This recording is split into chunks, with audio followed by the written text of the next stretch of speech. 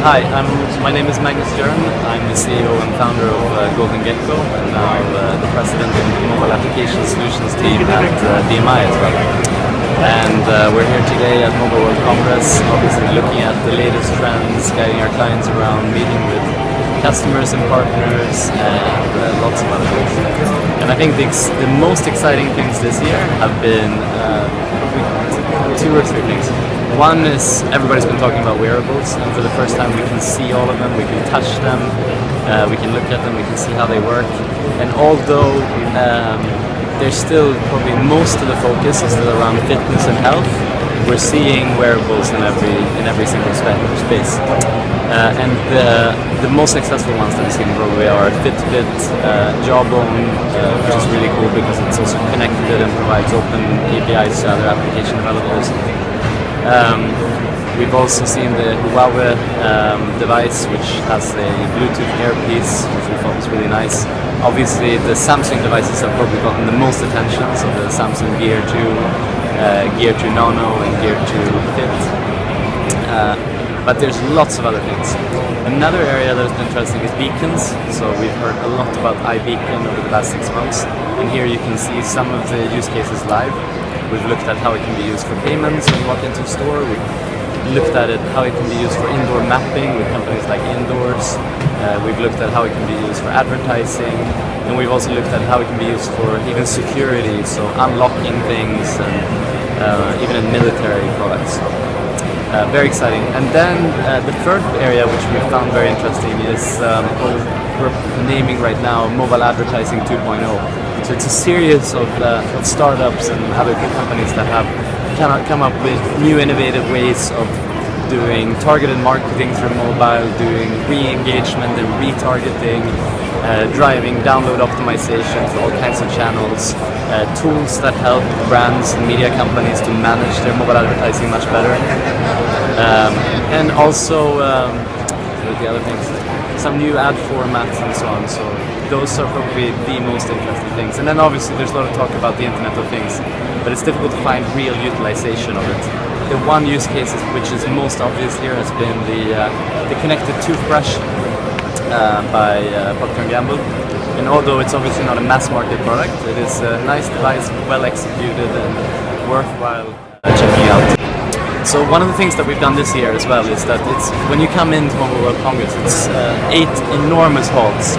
So when you walk around, it's almost impossible to see anything in reality. So it's very overwhelming. So we've done like personalized tours for a lot of our clients and for journalists this year, where we take them from stand to stand and explain what's going on and what the interesting trends are. And that's been picking out things in the Internet of Things space, in the mobile advertising space, in the wearable space, but also looking at security and payments and so on. So we think that's been very successful, and we're looking forward to continuing with that in the future as well. Perfect. And then just one final question. What's your top prediction for the next 12 months? So the area that I haven't been talking about, and it's because it's maybe not as obvious to see here, it's like mobile enterprise apps. And we think that pretty much every single company that is here, as well as everybody that is not here, they will be investing in enterprise apps going forward. And it can be everything from sales to field workers, for education, training. It's for the finance departments, for the HR departments. There's just a need for new productivity apps almost everywhere, and the return of investment and the business case is just incredible for it. So that's where we're going to see one of the biggest things in 2014 that will probably be hidden from the consumers, but it will be the biggest change in terms of business transformation. And I think one of the questions that people always ask me is, so Magnus, what makes a great mobile app? And we think that there are 4 things that are the most important. One is user experience, so it's making sure that you get a use case in there, and it only needs to be one, which, like if you take Uber, it's I want the car now to pick me up and take me somewhere. That's the one use case. And usually the simplest apps are the best, actually. Yes, you need to have user testing in each one of those markets to get the feedback from the individual users. And like China, for example, people love things that are more flashy, colorful, emoticons, happiness. And which also means that a lot of time you actually have to localize it. So you can create something that maybe is 80% the same, and then you add that 20%. So if you look at Evernote is a good example of this. They've launched a completely different service in China, and it's been very successful thanks to that.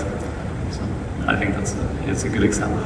So you started 2005-ish, 2006, and I mean, in that time we had like still almost, we had Java phones, so fragmentation was a big problem. All of a sudden, you know, everything was zoomed into the iPhone, and there was a business. Android came along, and now we're back to fragmentation with Android, right? Is that getting more complex? And I want to hear from all of you, because if it's, let's say we have 5 billion connected devices and 50 billion devices, let's say phones, and then devices coming in I wished a couple of years ago that HTML5 would be that answer, and that suddenly it would just all work.